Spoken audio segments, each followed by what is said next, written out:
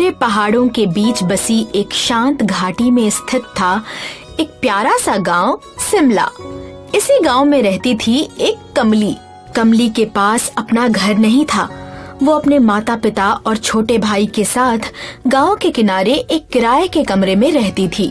जीवन सीधा साधा था, हंसी खुशी से भरा हुआ, लेकिन पैसों की तंगी हमेशा बनी रहती थी। दीदी। हाँ गोलू, क्या हुआ मेरे भाई को? वो स्कूल में कहा है मेरी फीस बाकी है ना, तो मुझे रिजल्ट नहीं मिलेगा, इसलिए जल्दी से जल्दी फीस भरनी है। अच्छा, ऐसा कहा टीचर ने? ठीक है, टीचर से कह देना हम जल्दी ही फीस भर देंगे, ठीक है? हाँ। परिवार की मदद करने के लिए कमली गांव के इकलौते होटल द कोजी इन में काम करती थी। वो कोई रसोइया या वेटर नहीं थी, बस एक छोटी सहायक। वो टेबल साफ करती, फर्श पोंछती और छोटे मोटे काम संभालती। इस होटल के मालिक शर्मा जी एक दयालु व्यक्ति थे। वे कमली को हमेशा सम्मान देते और जीवन की बातें भी सिखाते थे। अरे कमली बेटी, तुम अभी तक घर नहीं गई? नहीं, वो बस थोड़ा सा काम बाकी था, तो सोचा पहले निपटा लूं, फिर घर जाऊं। तुम काम बहुत अच्छे से करती हो कमली, लेकिन याद रहे इस काम के साथ तुम्हें अपनी पढ़ाई पर भी ध्यान देना है। इसीलिए कल से सारे काम जल्दी निपटाना और घर जाकर पढ़ाई में ध्यान लगाना, समझी? इस काम की वजह से अगर तुम्हारा ध्यान पढ़ाई से भटका तो वो मुझे अच्छा नहीं लगेगा। जी जरूर शर्मा जी। एक दिन होटल के सामने एक चमकती कार आकर रुकी। उसमें से एक आदमी उतरा, राहुल वर्मा, एक प्रसिद्ध व्यापारी। एक व्यापारिक यात्रा के दौरान वो कमली के होटल में खाने के लिए ठहरा। दुर्भाग्यवश उस दिन रसोइया बीमार था और बाकी सभी कर्मचारी पहले ही व्यस्त थे। शर्मा जी परेशान हो गए। उन्हें पता था कि वर्मा जी को निराश करना होटल की प्रतिष्ठा के लिए नुकसानदायक हो सकता है। नमस्कार वर्मा साहब, आपका हमारे होटल में स्वागत है। शुक्रिया शर्मा जी।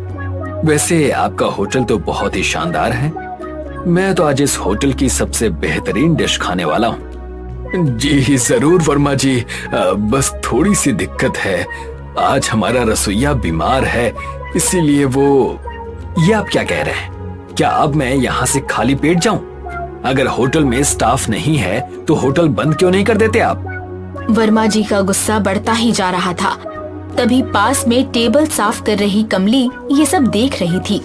वो तुरंत शर्मा जी के पास आई और बोली, माफ कीजिए सर, हमारी वजह से आपको तकलीफ हुई, लेकिन आप चिंता ना करें, हम जल्द ही आपके खाने का इंतजाम कर देंगे। शर्मा जी, आप भी चिंता मत कीजिए, आज का खाना मैं बना दूंगी। तुम सच में खाना बना सकती हो? हाँ शर्मा जी, मेरी दादी ने मुझे एक खास रेसिपी सिखाई है। हमारे परिवार में पीढ़ियों से चलती आ रही है। आज मैं वही डिश बनाऊंगी। शर्मा जी थोड़ी देर तक सोचते रहे। वे जानते थे कि कमली मेहनती है, पर इतने बड़े ग्राहक के लिए खाना बनाना बहुत बड़ा जिम्मा था। फिर भी उनके पास कोई और विकल्प नहीं था। ठीक है कमली, कोशिश करो। कमली की आंखों में चमक आ गई। वो दौड़ती हुई रसोई में गई, सामग्री इकट्ठा की और पूरी लगन से काम करना शुरू कर दिया। वो बांस के मोमोज बनाने जा रही थी, एक अनोखा व्यंजन जो उसके पूर्वजों ने शिमला की पहाड़ियों में रहते हुए इजाद किया था। वे शिकारी थे और जंगलों में बांस की डंडियों में मोमोज पकाते थे, जिससे उनमें एक खास स्मोकी स्वाद आता था। चलो शेफ कमली, अब अपना कमाल दिखाओ, बांस वाले मोमोज बनाकर दिखाओ। कमली ने सब्जियां काटी, उन्हें अच्छे से धोकर पकाया। उसमें मेयोनीज, शेजवान, ब्लैक सॉल्ट और मसाले मिलाए। अरे वाह, ये तो काफी मसालेदार और स्वादिष्ट लग रहा है। चलो अब मैदा भी भून लेती हूँ। कमली ने जल्दी से मैदा भुना और उसमें सब्जियों का मिश्रण भर दिया। फिर उसने उन्हें बांस की खोखली डंडियों में भरा, मिट्टी से ढककर अंगीठी पर पकाया। जैसे जैसे बांस से खुशबू उठी, रसोई एक अनोखे खुशबूदार धुएं से भर गई, जिसकी वजह से कमली की आंखों में अपनी दादी की यादें तैरने लगी, जो हमेशा कहती थी, बेटी, खाना सिर्फ पेट भरने के लिए नहीं होता, वो प्यार और परंपरा को जोड़ने का जरिया होता है।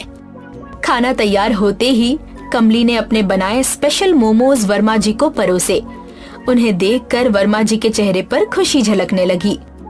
अरे वाह, ये तो काफी स्वादिष्ट लग रहे हैं। धन्यवाद सर।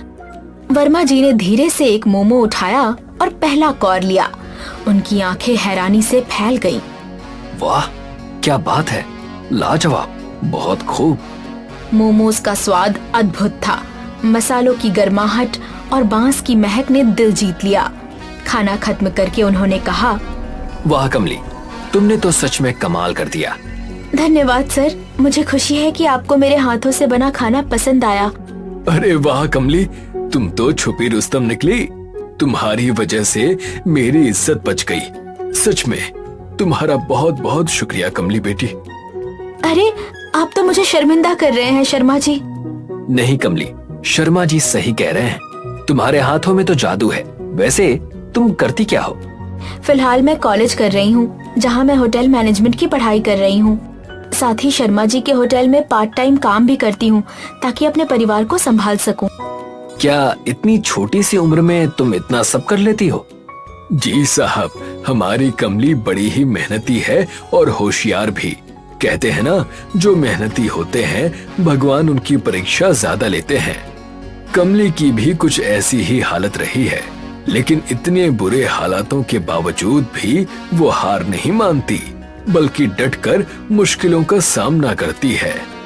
कमली की स्थिति के बारे में सुनकर वर्मा जी भावुक हो गए, क्योंकि आज भले ही उनकी स्थिति कितनी भी अच्छी हो, एक समय था जब वो भी कमली की तरह जीवन की कठिनाइयों में फंसे हुए थे।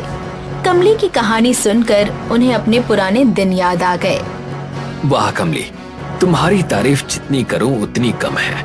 मुझे माफ करना। यहाँ पर जब मैं आया था तब तुम दोनों से बहुत ही अकड़ कर पेश आया, लेकिन तुम्हारी हालत ने मुझे मेरे पुराने दिन याद दिला दिए। वर्मा जी ने तुरंत अपना बटुआ निकाला और कमली को एक अच्छा इनाम दिया। तुम्हारे इस हुनर को जिंदा रखना बहुत जरूरी है। आगे बढ़ो और इस कला को दुनिया तक पहुंचाओ। जरूर सर। कमली की आंखों में खुशी के आंसू थे। वो दौड़कर अपने माता पिता को सब कुछ बताने गई। वो इन पैसों से कमरे का किराया चुका सकी, जरूरी सामान खरीद सकी और थोड़ा पैसा बांस के मोमोज बनाने के लिए भी बचा लिया।